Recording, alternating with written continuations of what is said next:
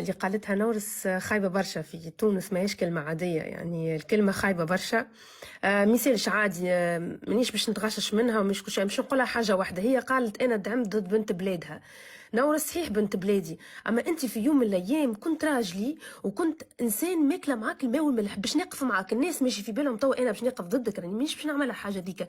أنا دخلت لللايف باش نقف معك هكا ولا هكا، لازم يقف معك. شنو دخل تونس والاردن في الموضوع، ولا تونس وبنت بلادي معناها انا لازمني ندعمها، هي ندعم ضد الاردن؟ ما فهمت شنو دخل البلدان في الموضوع.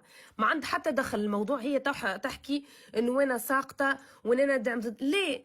حتى لو انت تلعب ضد بلال خويا راني باش نجي ندعم معك انت. الله يعطيك العافيه. خلاص اسمعي، ما فيها حتى مشكل. اسمع اقول لك شغله، اقول لك شغله، عشان السب وعشان الشتم وعشان الغلط، والله اقسم بالله، والله ضحى بالله عليك والله. اسمعي،